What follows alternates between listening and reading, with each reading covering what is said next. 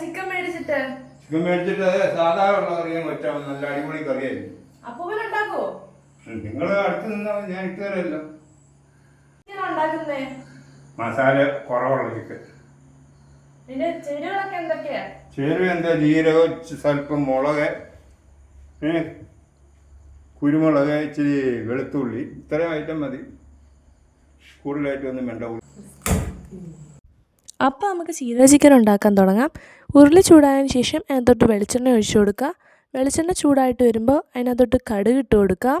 കടുക് പൊട്ടിക്കഴിഞ്ഞതിന് ശേഷം നമുക്ക് അതിനകത്തോട്ട് കുറച്ച് മഞ്ഞൾപ്പൊടി ഇട്ട് കൊടുക്കാം. ജീരക ചിക്കൻ്റെ മെയിൻ ഇൻഗ്രീഡിയൻ്റ് ആയിട്ടുള്ള ജീരകം നമുക്ക് ആഡ് ചെയ്ത് കൊടുക്കാം.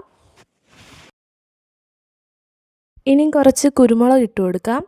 പൊടിച്ചതൊന്നുമല്ല, അല്ലാത്തത്. ഇതെല്ലാം കൂടി ഇങ്ങനെ പൊട്ടി വരുമ്പോഴുള്ളൊരു മണമുണ്ട്. നല്ല മണമാണ്. തുമ്മാനും അടിപൊളിയാണ്. പിന്നെ കുറച്ച് വെളുത്തുള്ളി ആഡ് ചെയ്ത് കൊടുക്കാം. പിന്നെ കുറച്ച് വറ്റൽമുളക്. ആ സമയത്ത് അടുക്കള മൊത്തത്തിൽ നല്ലൊരു സ്മെല്ലുകൊണ്ട് നിറയും. എന്നിട്ട് നമുക്കൊന്ന് ഇളക്കി കൊടുക്കാം. ജസ്റ്റ് ഒന്ന് മൊരിഞ്ഞ് വരട്ടെ. അതിനകത്തോട്ട് നമുക്ക് മുളക് പൊടി ആഡ് ചെയ്ത് കൊടുക്കാം. നമുക്ക് എരിവിന് വേണ്ടിയിട്ടാണ് കേട്ടോ. നിങ്ങളുടെ എരിവിനനുസരിച്ച് ഇട്ട് കൊടുക്കുക. നേരത്തെ നമ്മൾ കുരുമുളക് ഇട്ടായിരുന്നു, പിന്നെ വറ്റൽമുളകും ഇട്ടു. അതിൻ്റെ എരിവാണ് അപ്പോൾ അതിനകത്തുള്ളത്. നന്നായിട്ടെല്ലാം ഒന്ന് ഇളക്കി മുരിച്ചെടുക്കാം. കരിയരുത്. ഇനി കുറേശ്ശെ നമുക്ക് ചിക്കൻ ആഡ് ചെയ്ത് കൊടുക്കാം. ചിക്കൻ നമ്മൾ സെപ്പറേറ്റ് ഒന്നും വേവിക്കുന്നൊന്നുമില്ല. ആ ഒരു എണ്ണയിൽ കിടന്ന് തന്നെ വെന്ത് കിട്ടിക്കോളും. ആ ചിക്കനകത്തെ വെള്ളം ഇറങ്ങിയിട്ട് ആ ചിക്കൻ വെന്ത് കിട്ടും. നമ്മൾ സാധാ ചിക്കൻ കറി ഉണ്ടാക്കുന്നതോ ചിക്കൻ വറക്കുന്നതിൻ്റെ ഒന്നും ടേസ്റ്റല്ല. ഒരു വ്യത്യസ്തമായിട്ടുള്ളൊരു ടേസ്റ്റാണ്.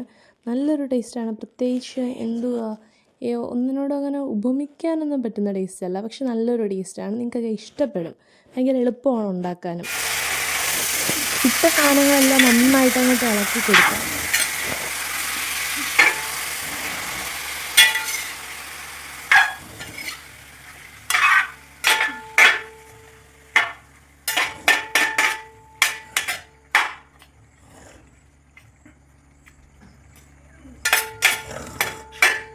ഇനി നമുക്ക് കുറച്ചും കൂടി മഞ്ഞൾപ്പൊടി ഇട്ട് കൊടുക്കാം. നമ്മൾ എണ്ണയിലോട്ട് ഇട്ടായിരുന്നു. വീണ്ടും കുറച്ചും കൂടി ഇട്ട് കൊടുക്കാം.